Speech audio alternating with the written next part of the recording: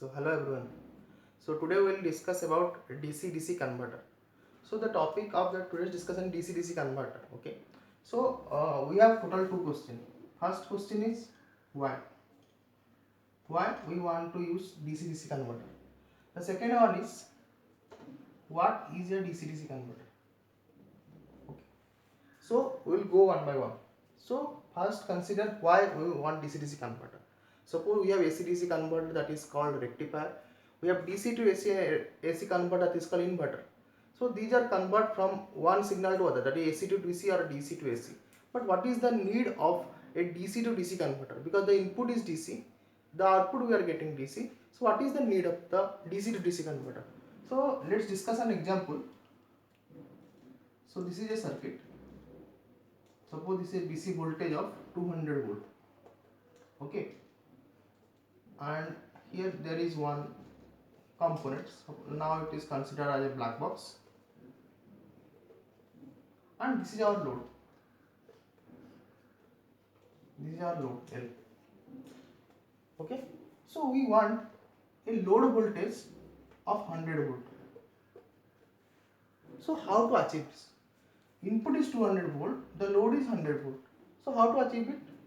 Now there is several ways to achieve the load voltage of 100 volt. The first one is, in the black box you can connect one resistor. If you connect one resistor here, there should be a drop of 100 volt across the resistor. So if there is a drop of 100 volt across the resistor, then we will get the output voltage equal to 100 volt, right? Okay. So now if we consider this circuit, now you can see there is a resistor is there. So due to the resistor, there is some loss. So P loss we can calculate as the current through the resistor IR square into resistor. So there is a huge power loss in the circuit. So that's why we need a converter which will convert a DC voltage to another DC voltage level. Either it will be high voltage or low voltage. Suppose we have input DC voltage of 200 volt, we can achieve 100 volt or 300 volt or according to our need. That's why we need a DC to DC converter. So what is a DC to DC converter? So DC to DC converter, it is a device which transfer DC power from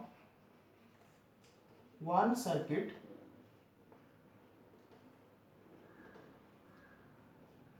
to other at its voltage level. You can say that at its required voltage level. Required voltage level. So what the definition actually says? The definition actually says that if we have a converter of input DC voltage of 100 volts suppose, then in the output we don't know what is the inside the, here there is a black box here. This is the black box. Whatever the input power, suppose the input current is I in, whatever the input power is available, we will get that much of power, output power in the output with required voltage. The voltage will be higher than input voltage or maybe lower than input voltage. That is the DC-DC converter. So if you consider this scenario, can you say what is the equivalent to a DC-DC converter in AC system? Can you just pause the video and say and think about what is the AC to AC conversion device which can provide this circuit. So I think all of you heard about transformer, right?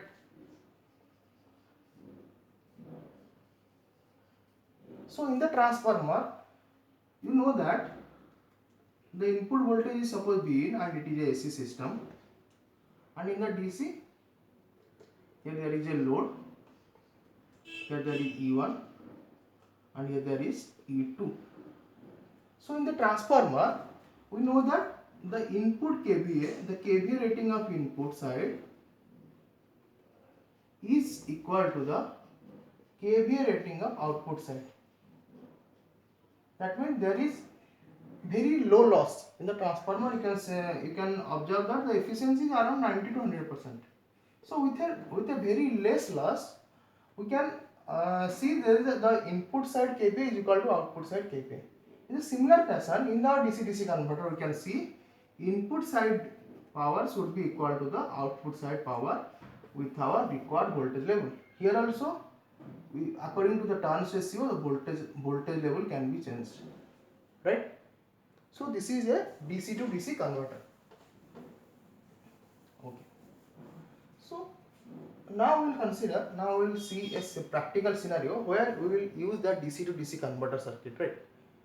So all of you might know about renewable energy. So now a lot of renewables are integrated into the grid. Okay. So when the renewables are integrated into the grid, it consists of a grid integration of renewable, because a lot of we know that a lot of PV systems and wind system are integrated into our grid system. So let's consider a practical example.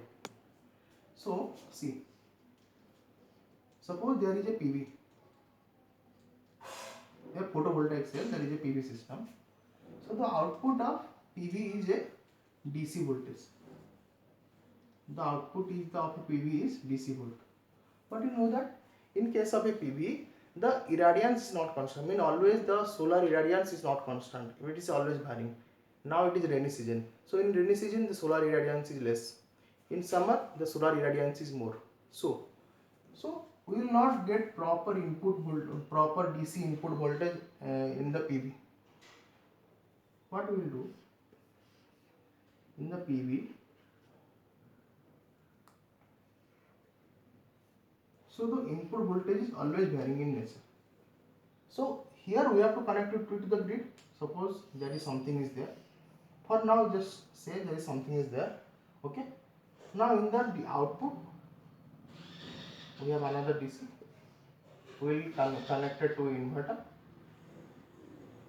and we will connect it to a grid. Connected to the grid. Now see, if the input is always varying, variable in nature, then we will not get the proper output DC power. So in that case, what we will do, we have to connect one converter. Whether it will step up the voltage or step down the voltage, but it will maintain the DC voltage constant, which will provide a constant DC supply to the inverter. So in that case, as you know that the PV input voltage is very low, so in that case we will connect one DC to DC converter which will step up the voltage so that the inverter will get a proper voltage, right? This is one of the application of a DC to DC converter. Apart from that, we have a lot of application like a battery energy storage system, where a continuous charging or discharging are occurring, speed control of DC machine. So there is a lot of examples are there where we are using the DC to DC converter, right? Now, before moving onwards, I will just give you two circuit. So this is a current source I. Here we have connected a switch. This is on inductor. Okay. The second circuit is a DC voltage source V. A switch is there. One capacitor is connected. Okay. So there is two circuit. I am naming it figure 1. This is figure 2. Now what you have to do? You have to tell me what will happen if I will turn on the switch. Pause the video and first think about it, then you can resume the video and see. Suddenly when I will turn on the switch, what will happen? Okay. Now you can see. In the first circuit, you can see that VL is equal to L di by dt. Are you agree with me? So when VL equal to L di by dt, So VL is directly proportional to the di by dt. Okay. Now you can see I am suddenly turning on the switch, and this is a DC current source. So the current is always constant. But in the inductor, you can observe that when I am turning on the switch, there is a sudden increase in current from because the inductor current is initially 0 ampere. Okay. Now the inductor current suddenly increases to some voltage I. Okay. Now due to the sudden increase of current, that means we can say that within zero time, we have a sudden increase in the current. So when we have a sudden increase in the current in the zero time, we can see the VL should be equal to infinity, or it should be very high, very high. Now when VL is infinite, means at zero time we will have a maximum current. So VL should be infinite, or it should be very high value. So when VL is infinite, the circuit will act as a open circuit. The circuit will act as a open circuit. So here you can see the circuit will look like this. The switch is there. It will act as an open circuit. Okay. If in case you can consider as a practical current source. Okay. In case of a in case you can first we can consider ideal current source.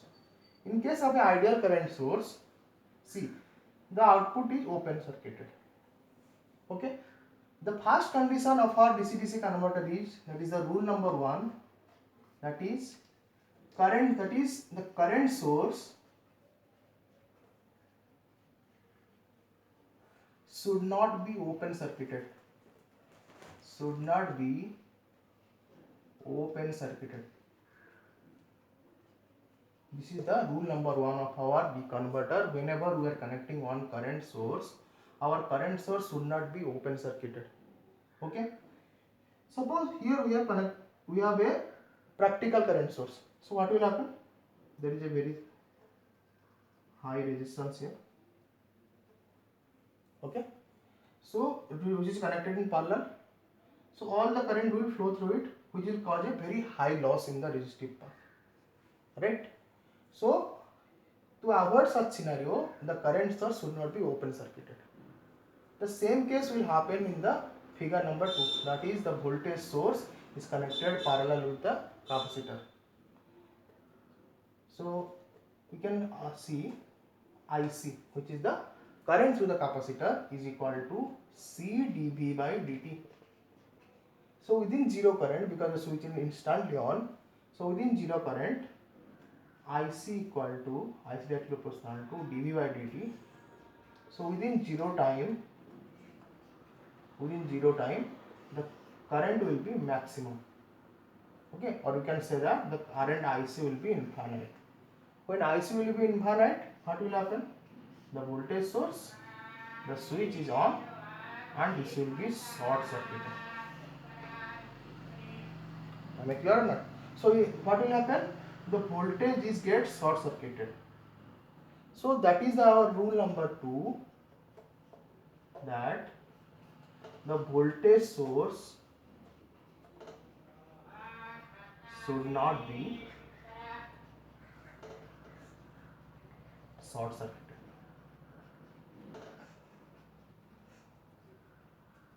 So while realization of the DC-DC converter, we have to keep in mind that the current source should not be open circuited and the voltage source should not be short circuited. That's why the inductive circuit, the inductor is known as a current strip, and capacitor is known as voltage strip. Okay, so current source cannot connect with a inductive element. Okay, a current strip load cannot be connected with the current source in the parallel. Okay, similarly, in case of a voltage source, the capacitor cannot be connected in parallel with the voltage. Okay, these two circumstances should not happen. Right. So next we'll proceed.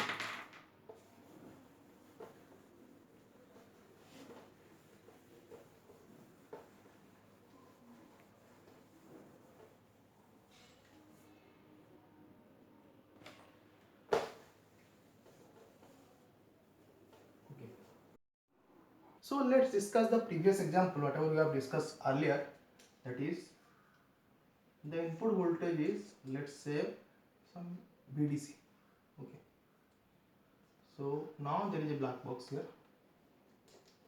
The output is V0. So this is a load. The load voltage is V0 and input voltage is VDC. Okay. So what we will do, suppose this is the VDC, the input voltage VDC. Okay. And let's say it is around 100 volt. And the load voltage is 50 volt. Load voltage, let's say 50 volt. Okay. Now here we will connect one switch. Just we will connect one switch here. Okay. So whenever we will connect one switch,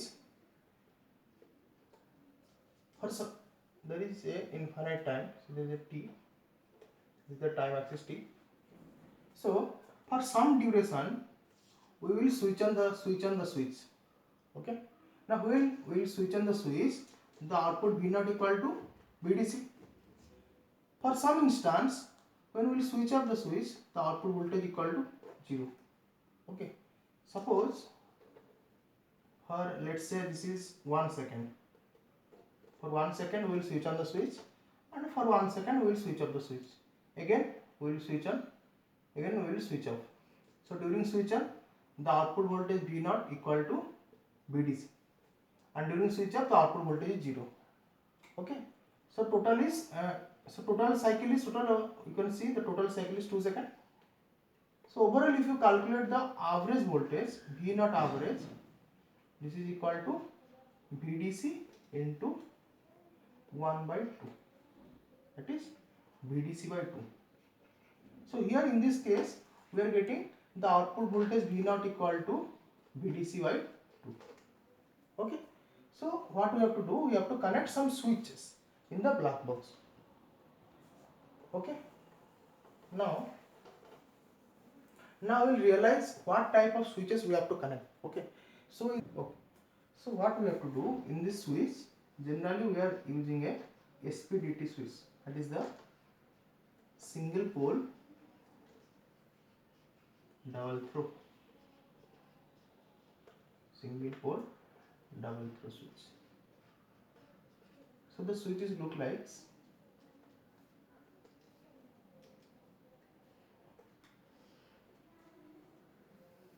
is connected to ground. So here there is a pole. This is throw 1, throw 2. This is our input. This is our output. So the switch configuration look like a SPDT switch. Okay. Now, so what we have to do, we have to analyze where we will connect our inductors and capacitor. Okay. So if you see, if you connect one capacitor here, and you can connect one capacitor here. So if we will move the switch to T1, then what happened? Capacitor becomes short circuited. Right? Again, if you move to the switch to T2, again the capacitor is short circuited. That means in the case we have discussed previously, the capacitor should not be short circuited. So the capacitor cannot connected across the pole. Right? Then where we will connect the capacitor? The capacitor should connected between two throws. The T1, the T2. So capacitor is connected between two throws. Right? Similarly, in case of inductor,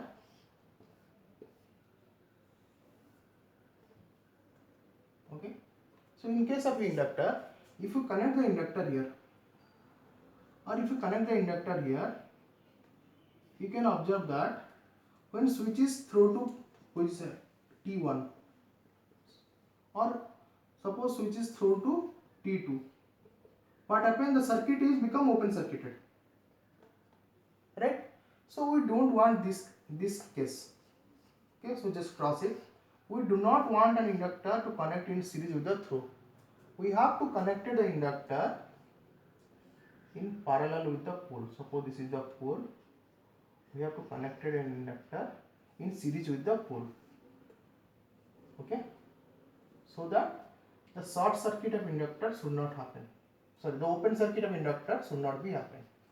Okay, so we have to take two conditions, that is capacitor should not be short circuited and inductor should not be open circuited, and in that manner we have to connect our inductors and capacitors. Okay, so we have realized we have to connect a single pole double throw switch. We have one input voltage, we have an output voltage. Let's design our converter. So in this structure we have total three types of converter. We will draw three types of converter. So first let me divide my board. Okay, so first case, this is VDC, this is the input voltage, and this is the output load voltage V0. Okay, now what I will do, I will connect the pole to the load side. We have one SPDT switch, one pole and two throws. So I will connect the pole in the load side. So wherever we have connected the pole, we will connect one inductor. Right?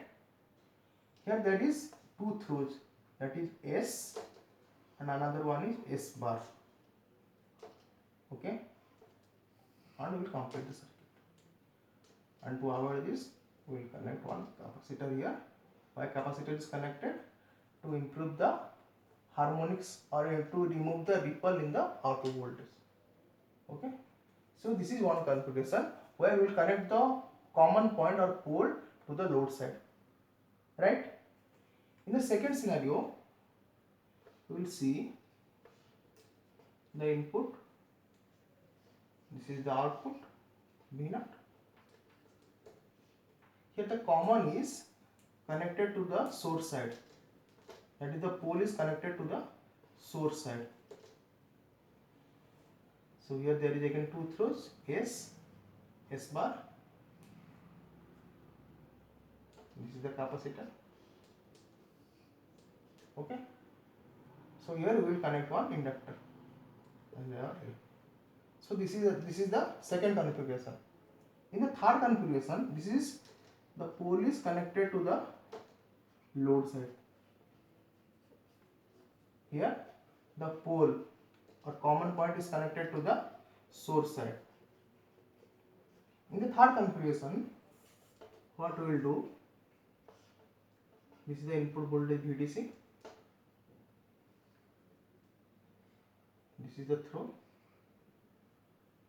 So in the third configuration, the pole is connected to the ground. So this is the pole and this is the pole. We are connected one inductor here. The pole is connected to the ground panel. Okay, so here the pole is connected to the ground terminal. Okay, and there is two throws. That is S and S bar. Okay, now we connect one capacitor and our output voltage load voltage V0. So there are three cases are possible in case of a SPDT switch, that is the pole is connected to the load side, the pole is connected to the source side, and the pole is connected to the ground. Okay, so first consider the first case. When the pole is connected to the load side, whenever it is the switch is connected to S, so you can see the inductor will charge. So L di by dt, that is the voltage across the inductor, should be equal to VDC minus V0. Okay, so in this case is called the inductor stores the charge. Inductor stores energy. Inductor stores the energy. Now to store the energy across the inductor, the voltage across the inductor should be positive. That means input voltage minus output voltage should be greater than 0. In such case, VDC should be greater than V0, or we can say that V0 should be less than VDC. Am I correct?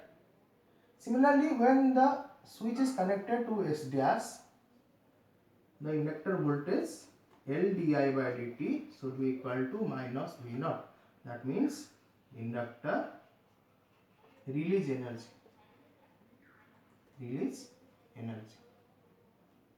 So in the first case, what we observe?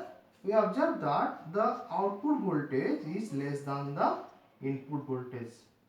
So this type of converter is known as step down converter, or we can say that this is a buck converter. Okay. Now in the second case, suppose the switch is connected to S. So what will happen? L di by dt should be equal to VDC. So in that case, inductor will stores the energy. Inductor stores energy. In the second case, what will happen? The switch will connected to S bar.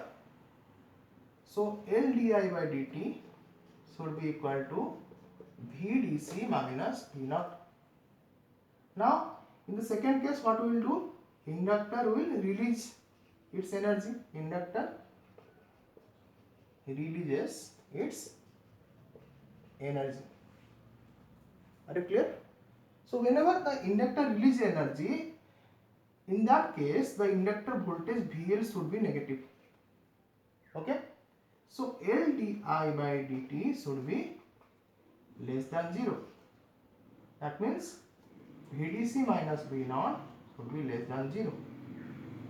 So VDC is less than V naught. So we can say that output voltage is greater than the input voltage. And this scenario is known as a step up converter. Or we can say that this is a boost converter. Right?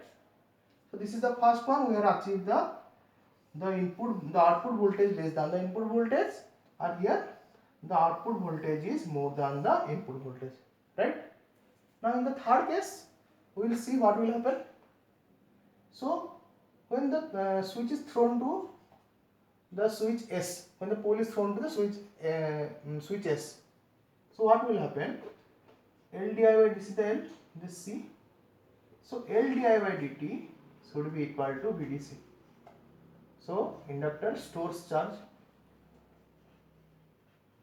And in the second case, L di by dt, that is when the switch is thrown to S bar, the L di by dt should be equal to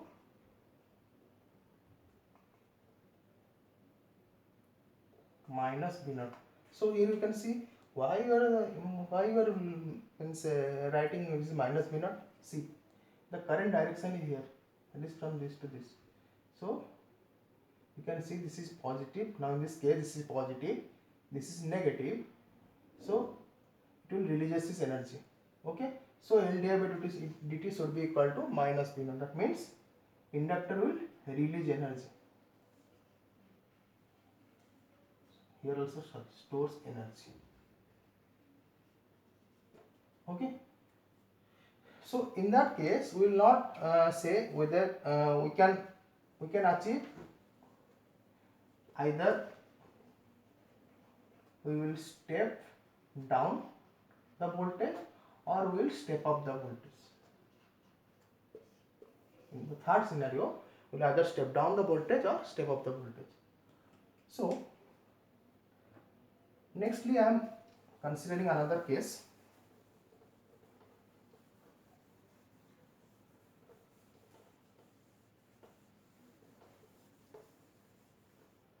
See, have you ever come across a practical current source or a practical voltage source in the DC? Your answer should be yes. See, in the practical DC, we can connect one battery. This is the practical DC source.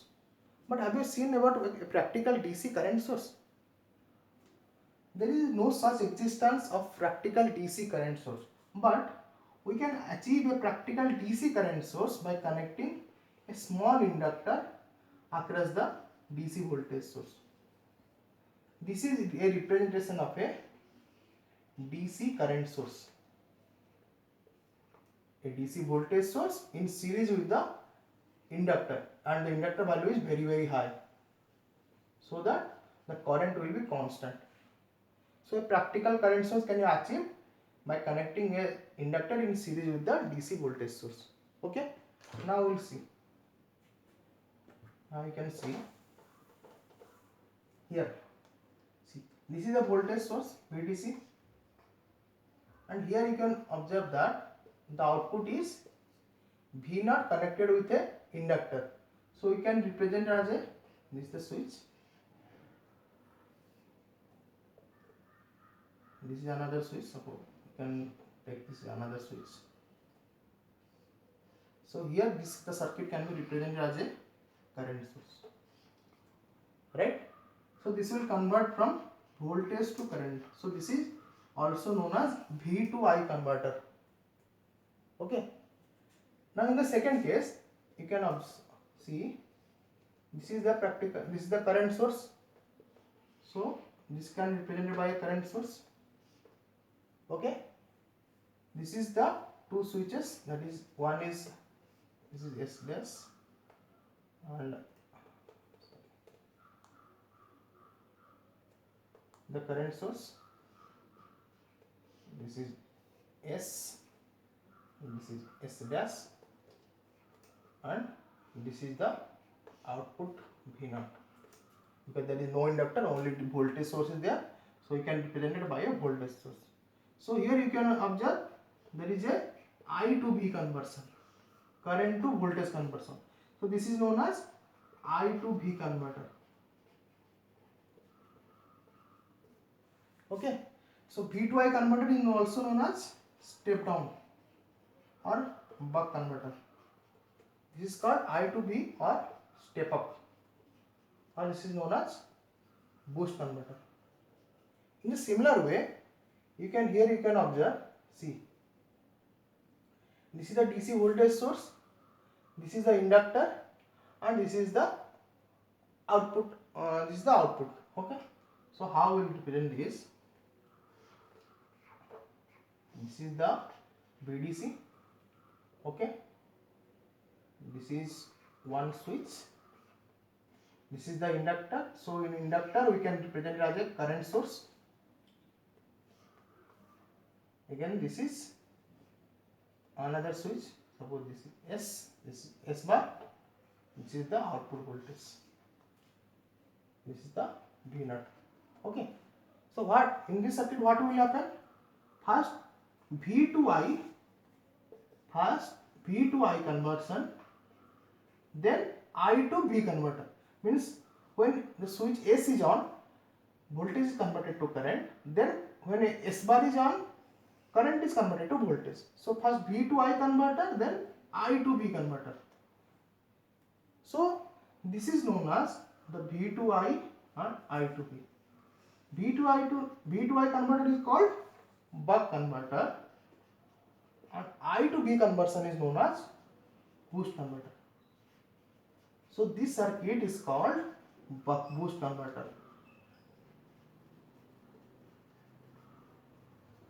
This is never called a boost buck converter or a step up down converter. This is step down up, never step up down. Okay.